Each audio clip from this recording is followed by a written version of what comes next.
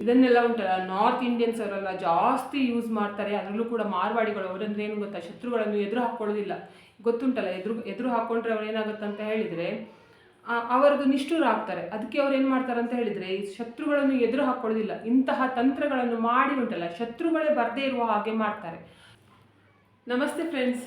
ಶತ್ರುಗಳು ಭಯಂಕರ ಉಪದ್ರ ಕೊಡ್ತಿದ್ದಾರಲ್ವ ನಿಮಗೆ. ನೀವು ಅವರ ಸುದ್ದಿಗೆ ಇಲ್ಲ ಅಂತ ಹೇಳಿದ್ರು ಪದೇ ಪದೇ ನಿಮಗೆ ಸುದ್ದಿಗೆ ಬಂದು ನಿಮಗೆ ಟಾರ್ಚರ್ ಕೊಡ್ತಾ ಇದ್ದಾರಾ? ಯಪ್ಪ ದೇವ್ರೆ, ಈ ಶತ್ರುಗಳ ಕಾಟ ತಡ್ಸ್ಕೊಳ್ಳಿಕ್ಕೆ ಆಗ್ತಾ ಇಲ್ಲ ಅಂತ ಹೇಳ್ಕೊಂಡು ಎಣಿಸ್ಕೊಳ್ತಾ ಇದ್ದೀರಾ? ಅಥವಾ ನಿಮ್ಮ ಏಳಿಗೆಯನ್ನು ಸಹಿಸದೆ ಉಂಟಲ್ಲ, ನಿಮ್ಮ ಬಗ್ಗೆ ಸುಳ್ಳು ಸುಳ್ಳು ಚಾಡಿ ಅಂದರೆ ಅಪಪ್ರಚಾರ, ನೀವು ತಪ್ಪು ಮಾಡಿರೋದಿಲ್ಲ ಆದರೂ ಕೂಡ ಅವರು ತಪ್ಪು ಮಾಡಿದ್ದಾರೆ ಅಂತ ಹೇಳ್ಕೊಂಡು ಬೇರೆಯವ್ರ ಹತ್ರ ಹೋಗಿ ಚಾಡಿ ಹೇಳಿ ಅವರ ಮತ್ತೆ ನಿಮ್ಮ ಸಂಬಂಧವನ್ನು ಹಾಳು ಮಾಡ್ತಾ ಇದ್ದಾರಾ? ಅಥವಾ ಪದೇ ಪದೇ ನಿಮ್ಮ ಕೆಲಸಕ್ಕೆ ತೊಂದರೆ ಕೊಡ್ತಾ ಇದ್ದಾರಾ? ನಿಮಗೆ ಕೆಟ್ಟದಾಗಲಿ ಅಂತ ಹೇಳ್ಕೊಂಡು ಪದೇ ಪದೇ ಕೆಟ್ಟ ಕೆಲಸ ಮಾಡ್ತಿದ್ದಾರಾ? ಯಾವ ಕೆಟ್ಟ ಕೆಲಸ ಅಂತ ಹೇಳ್ಕೊಂಡು ನೀವು ಅರ್ಥ ಮಾಡ್ಕೊಳ್ಬೇಕು.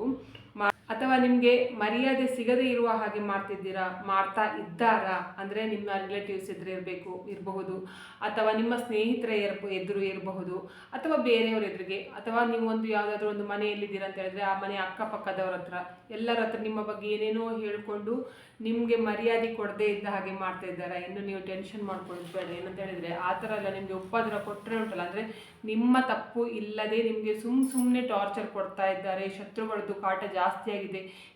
ಇದು ಶತ್ರುಗಳದಕ್ಕಿಂತ ಹಿತಶತ್ರುಗಳು ಅಂತ ಹೇಳಿದ್ರೆ ನಿಮ್ಮ ಜೊತೆಲೇ ಇರ್ತಾರೆ. ನಿಮ್ಮ ಜೊತೆಗೆ ಇದ್ದು ನಿಮ್ಮ ಮನೆಯದು ಎಲ್ಲ ವಿಷಯವನ್ನು ತಿಳ್ಕೊಂಡು, ನಿಮ್ಮ ಇಡೀ ವಿಷಯವನ್ನು ತಿಳ್ಕೊಂಡು ಆಮೇಲೆ ನಿಮ್ಮ ಬೆನ್ನಿಗೆ ಚೂರಿ ಹಾಕುವವರು, ಆಯಿತಾ? ಎದುರುಗಡೆ ಅವ್ರನ್ನ ನೋಡುವಾಗ ನಿಮಗೆ ಗೊತ್ತೇ ಆಗೋದಿಲ್ಲ ಇವರು ಕೂಡ ನಿಮಗೆ ಶತ್ರು ಅಂತ ಹೇಳ್ಕೊಂಡು. ಯಾಕಂದರೆ ಅಷ್ಟು ಚಂದದಲ್ಲಿ ಇರ್ತಾರೆ ನಿಮ್ಮ ಹತ್ರ, ಅಷ್ಟು ಒಳ್ಳೆ ಬೆಣ್ಣೆ ಉಂಟಲ್ಲ, ಬೆಣ್ಣೆಯಲ್ಲಿ ಕೂದಲು ತೆಗೆದ ಹಾಗೆ ಮಾತಾಡ್ತಾರೆ. ಪದೇ ಪದೇ ನಿಮಗೆ ಹೊಗಳ್ತಾ ಇರ್ತಾರೆ, ನೀವು ಒಳ್ಳೆಯವರು, ನೀವು ಹಾಗೆ, ನೀವು ಹೀಗೆ ಅಂತ ಹೇಳ್ಕೊಂಡು. ನೀವು ಎಣಿಸ್ತೀರೇನಂತ ಹೇಳಿದ್ರು, ಎಷ್ಟು ನನ್ನನ್ನು ಹೊಗಳ್ತಾ ಇದ್ದಾರೆ ಅಂತ ಹೇಳ್ಕೊಂಡು. ಆದರೆ ಅವರೇ ನಿಮಗೆ ದೊಡ್ಡ ಶತ್ರು ಆಗಿರ್ತಾರೆ.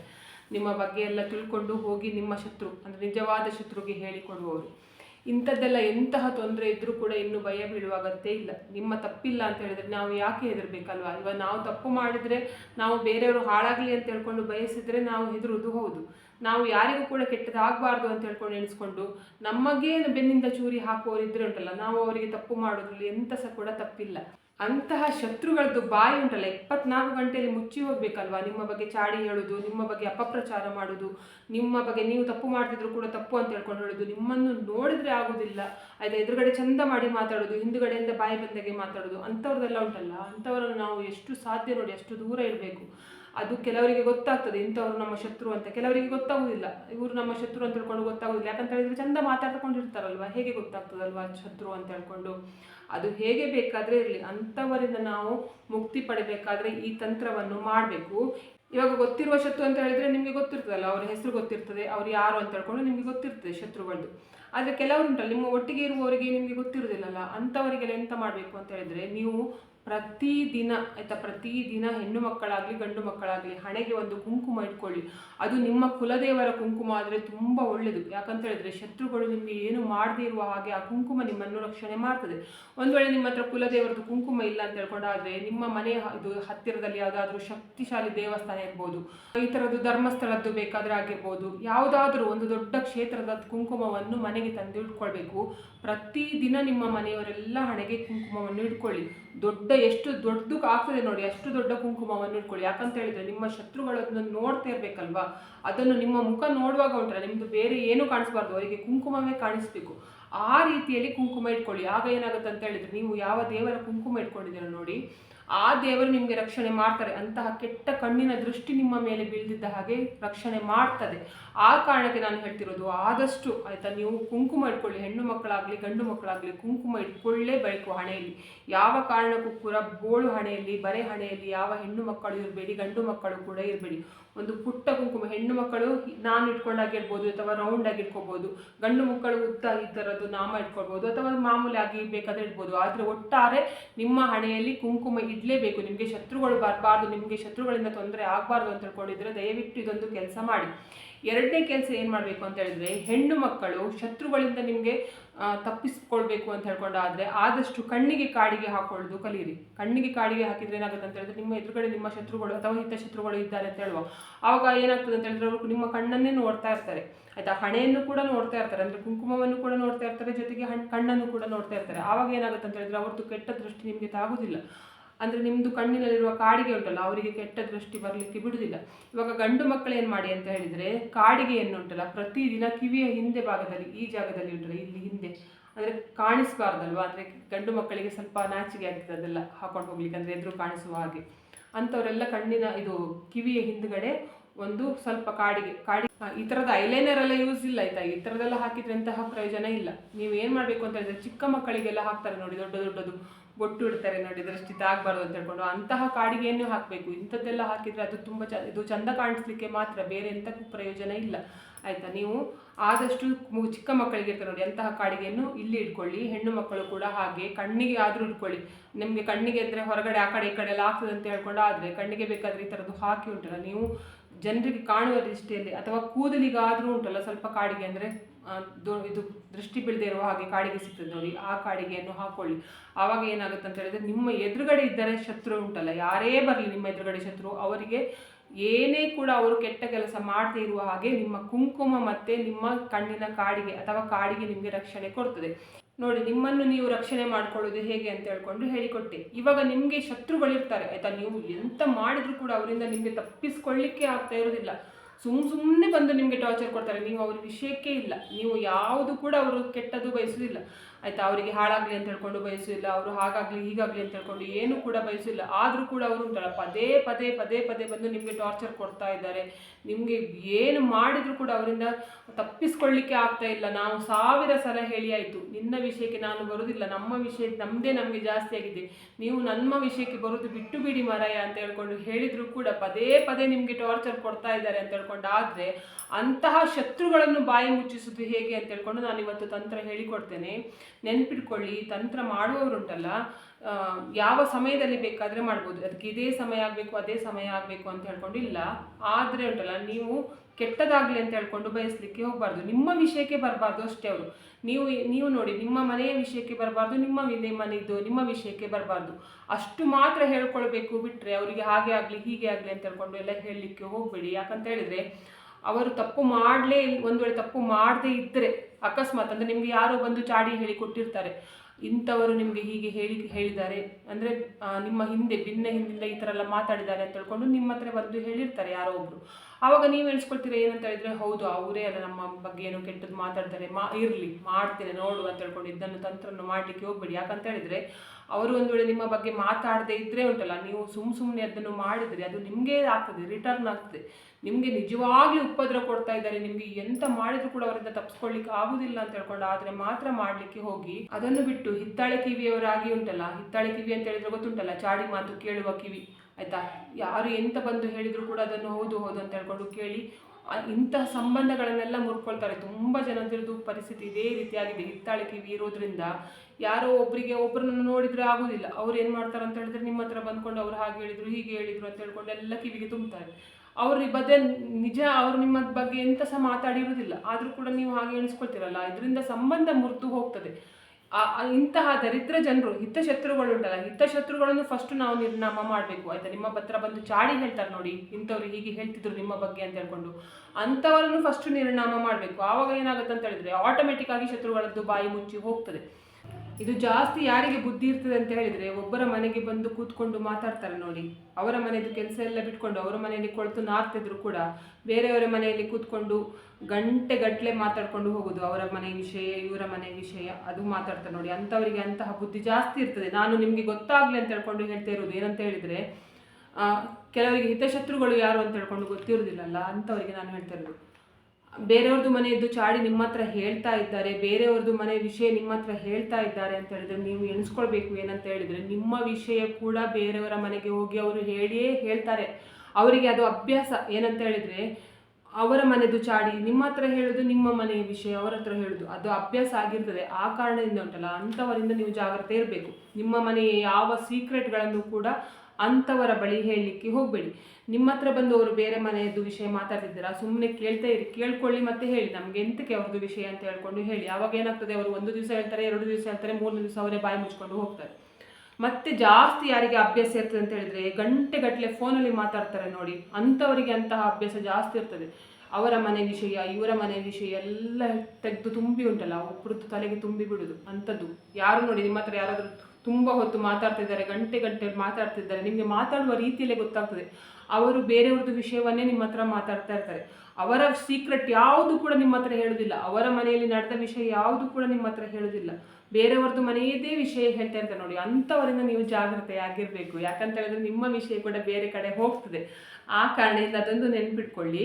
ಇವಾಗ ತಂತ್ರ ಹೇಳಿಕೊಡ್ತೇನೆ ನಾನು, ಯಾವ ತಂತ್ರ ಮಾಡಬೇಕು ಅಂತ ಹೇಳ್ಕೊಂಡು. ನಾನು ಅವಾಗನೇ ಹೇಳಿದೆ, ಇದು ಯಾವ ಸಮಯದಲ್ಲಿ ಬೇಕಾದರೆ ಮಾಡ್ಬೋದು, ಆ ಸಮಯದಲ್ಲಿ ಮಾಡಬೇಕು, ಈ ಸಮಯದಲ್ಲಿ ಮಾಡಬೇಕು ಅಂತ ಹೇಳ್ಕೊಂಡಿಲ್ಲ. ನಿಮಗೆ ಶತ್ರುಗಳು ಕಾಟ ಕೊಡ್ತಿದ್ದಾರೆ ಅಂತ ಹೇಳಿದ್ರೆ ನೀವು ಈಗ ಬೇಕಾದರೂ ಮಾಡ್ಬೋದು, ಆಯಿತಾ. ನಿಮಗೆ ಅದು ಬೇಗನೆ ಅವರಿಗೆ 24 ಗಂಟೆಯಲ್ಲಿ ಅವರಿಗೆ ತಾಗಬೇಕು ಅಂತ ಹೇಳಿದ್ರೆ ಮಧ್ಯಾಹ್ನದ ಹೊತ್ತು, ಅಂದರೆ ಸೂರ್ಯ ನೆತ್ತಿಯ ಮೇಲೆ ಬರ್ತಾನೆ ನೋಡಿ, ಆ ಸಮಯದಲ್ಲಿ ಮಾಡಬೇಕು. ಇಲ್ದಿದ್ರೆ ಮಧ್ಯರಾತ್ರಿಯ ಸಮಯದಲ್ಲಿ ಮಾಡಿದರೆ, ಅಂದರೆ 12 ಗಂಟೆ ಹೊತ್ತಿಗೆ ಮಾಡಿದರೆ ಬೇಗನೆ ಅವರಿಗೆ ತೊಂದರೆ, ಅಂದರೆ ನಿಮಗೆ ತೊಂದರೆ ಕೊಡ್ತಿದ್ದಾರೆ ನೋಡಿ, ಅವ್ರದ್ದು ಬಾಯಿ ಮುಚ್ಚಿ ಹೋಗ್ತದೆ ಅಂತ ಹೇಳ್ಕೊಂಡು ಹೇಳ್ತಾರೆ.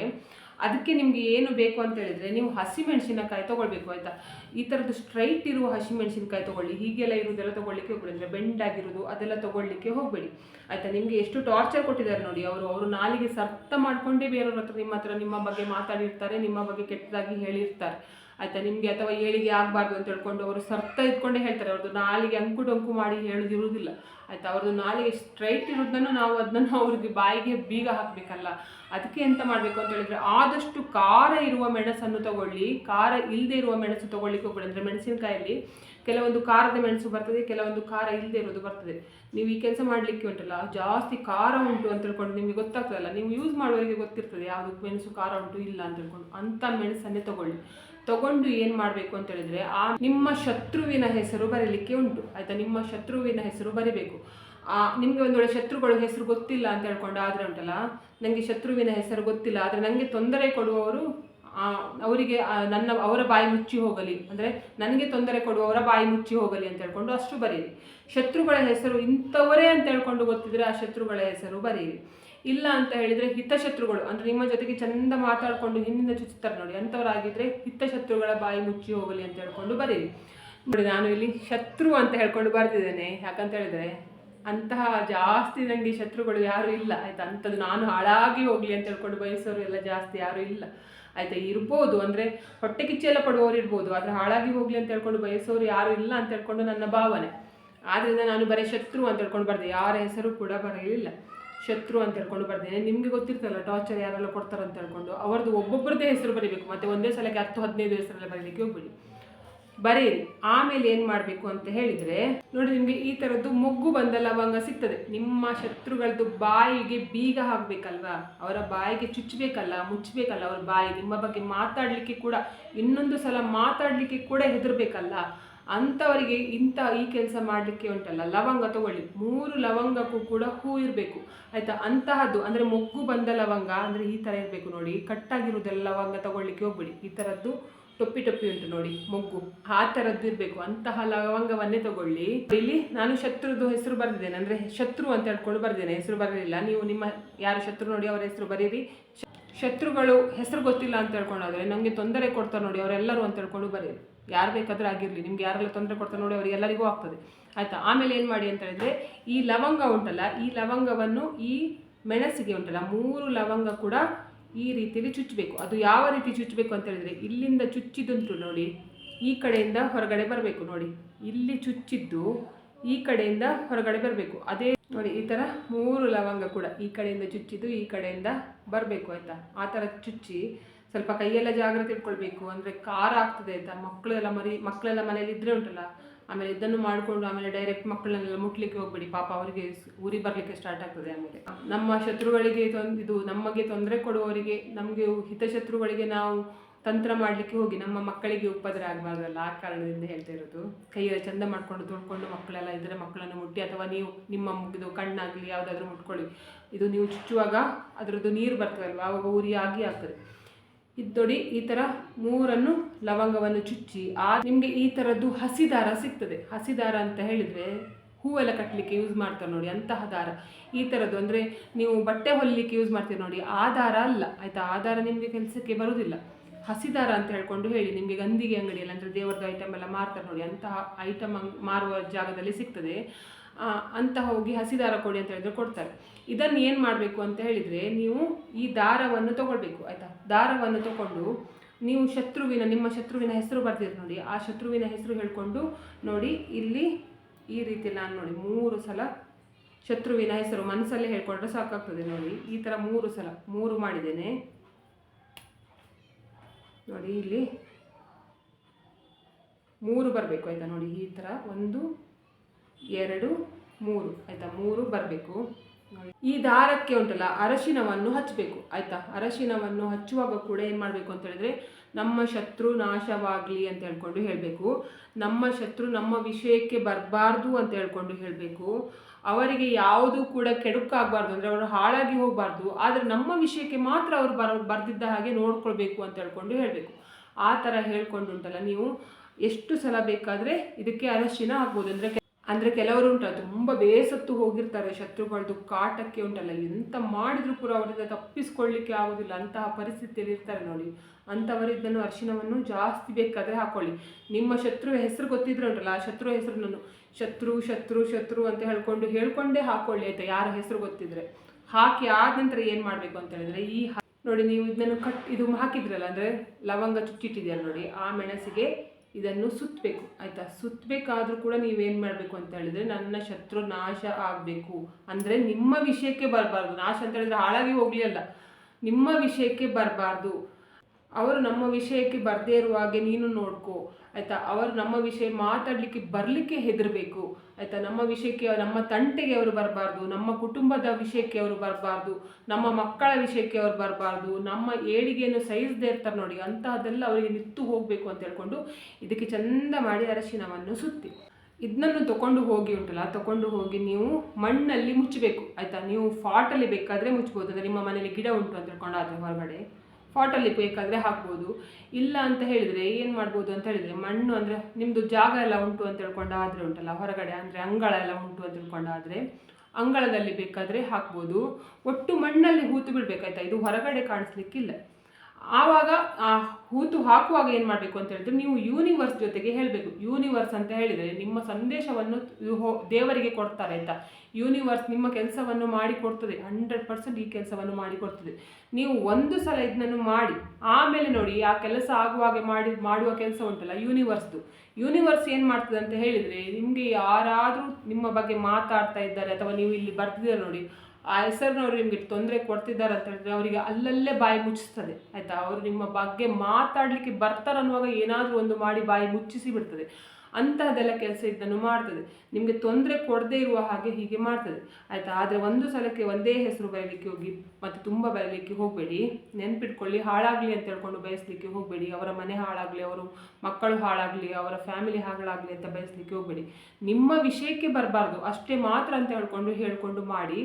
ಅದ್ರ ಜೊತೆಗೆ ಉಂಟಲ್ಲ, ನೀವು ಒಂದು ಮಂತ್ರವನ್ನು ಕೂಡ ಹೇಳ್ಕೊಳ್ಬೇಕು ಆಯಿತಾ. ಮಂತ್ರವನ್ನು ನೆನಪಲ್ಲಿ ಇಟ್ಕೊಂಡು ಹೇಳಿ. ನೀವು ಅಂದರೆ ಮಣ್ಣಲ್ಲಿ ಮುಚ್ಚುವಾಗ ಉಂಟಲ್ಲ, ಶತ್ರುವಿನ ಹೆಸರು ಹೇಳುವಾಗ ಈ ಮಂತ್ರವನ್ನು ದಯವಿಟ್ಟು ನೀವು ಹೇಳಿ. ಯಾಕಂತ ಹೇಳಿದರೆ ಮಂತ್ರಕ್ಕೆ ಎಷ್ಟು ಶಕ್ತಿ ಉಂಟು. ನಿಮ್ಮ ಕೆಲಸವನ್ನು ಯೂನಿವರ್ಸ್ ಮಾಡಬೇಕಲ್ಲ, ಯೂನಿವರ್ಸ್ಗೆ ಗೊತ್ತಾಗಬೇಕಲ್ಲ ನಿಮಗೆ ಯಾರು ಶತ್ರುಗಳಿದ್ದಾರೆ, ಯಾರು ನಿಮ್ಗೆ ಏನು ತೊಂದರೆ ಕೊಡ್ತಿದ್ದಾರೆ ಅಂತ ಹೇಳ್ಕೊಂಡು ಗೊತ್ತಾಗಬೇಕಲ್ಲ. ಅದಕ್ಕೆ ಮಂತ್ರವನ್ನು ನಾನು ಹೇಳ್ತೇನೆ ನೋಡಿ, ಇಲ್ಲಿ ಸೈಡಲ್ಲಿ ಹಾಕ್ತೇನೆ. ಆ ಮಂತ್ರವನ್ನು ದಯವಿಟ್ಟು ನೀವು 3 ಸಲ ಹೇಳಬೇಕು ಆಯಿತು. ತುಂಬ ಸಲ ಹೇಳಬೇಕಂತ ಇಲ್ಲ, 3 ಸಲ ಹೇಳಬೇಕು. ಈ ಮೆಣಸನ್ನು ಭೂಮಿಗೆ ಹಾಕುವುದಕ್ಕಿಂತ ಮುಂಚೆ ಆ ಮಂತ್ರ ಯಾವ ರೀತಿಯಲ್ಲಿ ಉಂಟು ಅಂತ ಹೇಳಿದರೆ, ಓಂ ಶ್ರೀಂ ಭೈರವಾಯ, ಮತ್ತು ಅದರ ನಂತರ ನಿಮ್ಮ ಶತ್ರುವಿನ ಹೆಸರು ಆಯಿತಾ. ಗೊತ್ತಿಲ್ಲ ಅಂತ ಹೇಳ್ಕೊಂಡಿದ್ರೆ ನನಗೆ ಯಾರೆಲ್ಲ ತೊಂದರೆ ಕೊಡ್ತಾರೋ ಅವರೆಲ್ಲರೂ ಅಂತ ಹೇಳ್ಕೊಂಡು ಹೇಳಬೇಕು. ನೆನ್ಪಿಟ್ಕೊಳ್ಳಿ, ಓಂ ಶ್ರೀಂ ಭೈರವಾಯ, ಆಮೇಲೆ ಶತ್ರುವಿನ ಹೆಸರು, ಆಮೇಲೆ ನಾಶಿನ್ಯೇ ಸ್ವಾಹ. ಓಂ ಶ್ರೀಂ ಭೈರವಾಯ, ಆಮೇಲೆ ಶತ್ರುವಿನ ಹೆಸರು, ನಾಶಿನಿ ಸ್ವಾಹ. ಆ ಥರ 3 ಸಲ ಹೇಳ್ಕೊಂಡು ಮಣ್ಣಲ್ಲಿ ಹಾಕಿ ಆಮೇಲೆ ಅವರದ್ದು ಘಟನೆ, ಅವ್ರ ಮನೇಲಿ ಎಂತ ಆಗ್ತದೆ ನೋಡಿ, ನಿಮ್ಮ ಕಿವಿಗೆ ಬಂದೇ ಬರ್ತದೆ. ನಿಮಗೆ ಟಾರ್ಚರ್ ಮೇಲೆ ಟಾರ್ಚರ್ ಕೊಟ್ಟಿದ್ದು, ನಿಮಗೆ ನಿಮ್ಮ ತಪ್ಪಿಲ್ಲ ಅಂತ ಹೇಳಿದ್ರು ನಿಮ್ಮ ತಪ್ಪು ಅಂತ ಹೇಳ್ಕೊಂಡು ತೋರಿಸಿದ್ದು ಆಯಿತಾ. ನೀವು ನಿಮ್ಮ ಫ್ಯಾಮಿಲಿಯನ್ನು ನೋಡ್ಲಿಕ್ಕೆ ಆಗದೆ ಅದನ್ನು ಈ ಒಡೆದು ಹಾಕಲಿಕ್ಕೆ ನೋಡಿದ್ದು ಆಯಿತಾ. ಎಂತೆಲ್ಲ ಕಚಡ ಬುದ್ಧಿ ಎಲ್ಲ ಮಾಡಿರ್ತಾರೆ ನೋಡಿ, ಅಂಥವರ ಹೊತ್ತಿಗೂ ನೋಡಿ ಯಾವ ರೀತಿಯಲ್ಲಿ ತೊಂದರೆ ಅನುಭವಿಸ್ತಾರೆ ಅಂತ ಹೇಳ್ಕೊಂಡು. ಇದನ್ನೆಲ್ಲ ಉಂಟಲ್ಲ ನಾರ್ತ್ ಇಂಡಿಯನ್ಸ್ ಅವರೆಲ್ಲ ಜಾಸ್ತಿ ಯೂಸ್ ಮಾಡ್ತಾರೆ. ಅದರಲ್ಲೂ ಕೂಡ ಮಾರ್ವಾಡಿಗಳು, ಅವರಂದ್ರೆ ಏನು ಗೊತ್ತಾ, ಶತ್ರುಗಳನ್ನು ಎದುರು ಹಾಕ್ಕೊಳ್ಳೋದಿಲ್ಲ. ಗೊತ್ತುಂಟಲ್ಲ, ಎದುರು ಹಾಕ್ಕೊಂಡ್ರೆ ಅವ್ರು ಏನಾಗುತ್ತೆ ಅಂತ ಹೇಳಿದರೆ ಅವರದ್ದು ನಿಷ್ಠುರ ಆಗ್ತಾರೆ. ಅದಕ್ಕೆ ಅವ್ರು ಏನು ಮಾಡ್ತಾರೆ ಅಂತ ಹೇಳಿದರೆ, ಈ ಶತ್ರುಗಳನ್ನು ಎದುರು ಹಾಕ್ಕೊಳ್ಳೋದಿಲ್ಲ. ಇಂತಹ ತಂತ್ರಗಳನ್ನು ಮಾಡಿ ಉಂಟಲ್ಲ, ಶತ್ರುಗಳೇ ಬರದೇ ಇರುವ ಹಾಗೆ ಮಾಡ್ತಾರೆ, ಅವರಿಗೆ ಶತ್ರುವೇ ಇಲ್ಲದೆ ಇರುವ ಹಾಗೆ ಮಾಡ್ತಾರೆ. ಆದ್ದರಿಂದ ಉಂಟಲ್ಲ ನಾವು ಕೂಡ ಅದನ್ನು ತಂತ್ರವನ್ನು ಉಪಯೋಗಿಸ್ಬೋದು ಆಯಿತಾ. ಅದನ್ನು ಮಾಡೋದ್ರಲ್ಲಿ ಯಾವುದು ಕೂಡ ತಪ್ಪಿಲ್ಲ ಆಯಿತಾ. ನಾವು ಸುಮ್ಮನೆ ಜಗಳ ಮಾಡಿಕೊಂಡು ನಮ್ಮ ಬಾಯಿ ಹಾಳು ಮಾಡ್ಕೊಳ್ಳೋದು ಬದಲು ನಮ್ಮ ಶತ್ರುಗಳು ನಮ್ಮ ಬಾಯಿಗೆ ನಮ್ಮ ವಿಷಯಕ್ಕೆ ಬರದೇ ಇರುವ ಹಾಗೆ ಮಾಡೋದು ಉತ್ತಮ ಅಲ್ವಾ. ನೋಡಿದ್ರಲ್ಲ, ಇವತ್ತಿನ ವಿಡಿಯೋದಲ್ಲಿ ನಾನು ಶತ್ರುಗಳ ಬಾಯಿ ಮುಚ್ಚಿಸೋದು ಹೇಗೆ ಅಂತ ಹೇಳಿಕೊಟ್ಟಿದ್ದೇನೆ. ನಿಮಗೆ ಈ ವಿಡಿಯೋ ಇಷ್ಟ ಆದರೆ ಪ್ಲೀಸ್ ಈ ವಿಡಿಯೋಕ್ಕೆ ಲೈಕ್ ಮಾಡಿ, ಆದಷ್ಟು ಜನರಿಗೆ ವಿಡಿಯೋನ ಶೇರ್ ಮಾಡಿ, ಕಮೆಂಟ್ ಮಾಡಿ, ನನ್ನ ಚಾನಲ್ಗೆ ಸಬ್ಸ್ಕ್ರೈಬ್ ಆಗಿ. ನನ್ನ ಚಾನಲ್ಗೆ ಸಬ್ಸ್ಕ್ರೈಬ್ ಆದರೆ ನಂಗೆ ಒಂದು ಸಪೋರ್ಟ್ ಸಿಕ್ಕಿದ ಹಾಗೆ ಆಗ್ತದೆ. ಮತ್ತು ನಾನು ಹೀಗೆ ಒಳ್ಳೆ ವಿಡಿಯೋನ ನಿಮ್ಮ ಜೊತೆಗೆ ಶೇರ್ ಮಾಡ್ತೇನೆ. ಇವತ್ತಿನ ವಿಡಿಯೋ ಯಾರು ನೋಡಿದಿರ ಅಥವಾ ನೋಡಲಿಲ್ಲ ಎಲ್ಲರಿಗೂ ಕೂಡ ಒಳ್ಳೆಯದಾಗಲಿ ಅಂತ ನಾನು ಕೂಡ ದೇವರಲ್ಲಿ ಬೇಡ್ಕೊತಿದ್ದೇನೆ. ಎಲ್ಲರಿಗೂ ಒಳ್ಳೆಯದಾಗಲಿ.